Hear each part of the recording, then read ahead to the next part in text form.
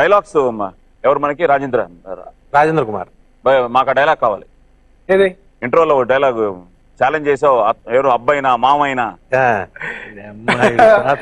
Number of times చెప్పి చెప్పి చెప్పి చెప్పి టైర్డ్ అయిపోయినాయి. బట్ మా కోసం వీడే కాదు, వీడి బాబు, వీడి అమ్మాయి, ఆ తాత, ఆంధ్రప్రదేశ్ ఎవడు ఎవడు ఎవడు ఎవడు ఎవడు అడ్డ వచ్చాను అందరినీ నరకైనా సరే నేను జ్యోతి దర్శనాన్ని తీసుకొచ్చే బాధ్యత నాది. Thank you. బాయ్ మీరు కూడా కర్నూలు డైలాగ్ చాలా బాగా చెప్తారట, ఒకసారి చెప్పండి బాయ్. ఓకే. సో కర్ణుడు very very very interesting character and తెలిసిన character, lot of emotions. So simplified గా చెప్పేస్తాను, మొదలెడితే ఆగదు, అది ఒక 20 minutes ఉంటుంది. అమ్మో. సో మా కుంతి వచ్చి నువ్వే నా కొడుకువి, నువ్వు వచ్చి మాతో కలిసిపోవాలి, పాండవులతో కలిసిపోవాలని చెప్పినప్పుడు పుత్ర ప్రేమ మాతృప్రేమ, ఎంత ప్రేమ తల్లి నీకు సూతనందనుడి పైన, మరి ఇంత ప్రేమను నాడెక్కడ దాచావమ్మా? కన్న కొడుకు ఏమయ్యాడోనైనా పరిశీలించక పరితపించక హాయిగా పెండ్లాడి ఎవరెవరికో బిడ్డల్ని కన్నావే, ఆనాడీ ప్రేమ సంబంధం ఎక్కడేడుస్తోంది తల్లి?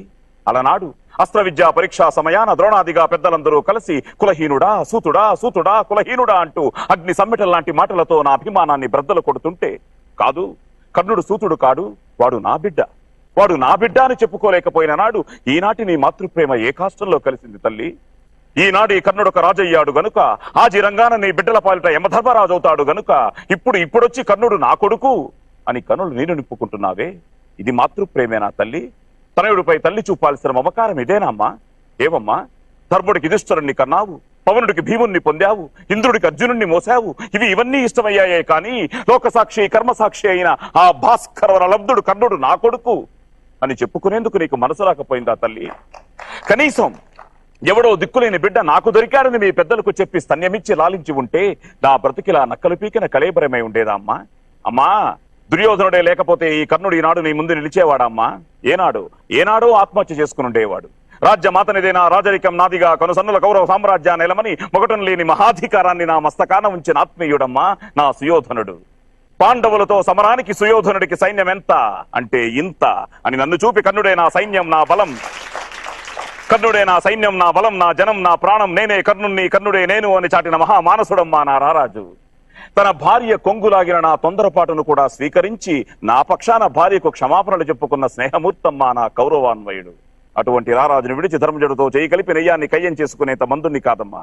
ఇకేదైనా అడుగు కోరుకోతల్లి, నెరవేర్చి తిరుతాను. ఏమిటి, రణరంగంలో పాండవులను వధించరాదా? సభాష్, ధర్మరాజు శాస్త్రాలతో తప్ప శస్త్రాలతో పరిచయం లేనివాడు, అతనిని వధించను. భీముడు అడ్డుపడి ఆహవం చేస్తాడే తప్ప అస్త్రాల సంగతి అసలే పట్టదు, అతనికి వచ్చిన ప్రమాదం ఏమీ లేదు.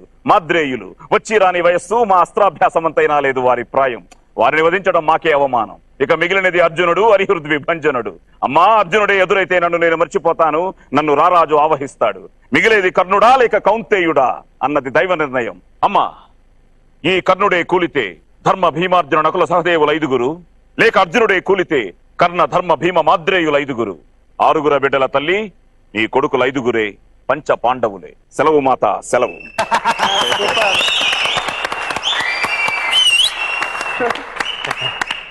Excellent character. అంటే దుర్యోధనుడిలో మోర్ ఎమోషన్ తప్ప ది అదర్ సైడ్ లేదు, మోర్ సింపథెటిక్ క్యారెక్టర్. తెలియదే ఉంది. So lot of variations. ఇవన్నీ చిన్నప్పటి నుంచి కొట్టి కొట్టి కొట్టి అందుకనే ఒకసారి మీ దృష్టిలోకి మీరు చెప్పిన దానికి నేను ఒకటే చెప్పగలను. Yes, wow, thank you. ఎక్కడో ఇంటర్వ్యూలో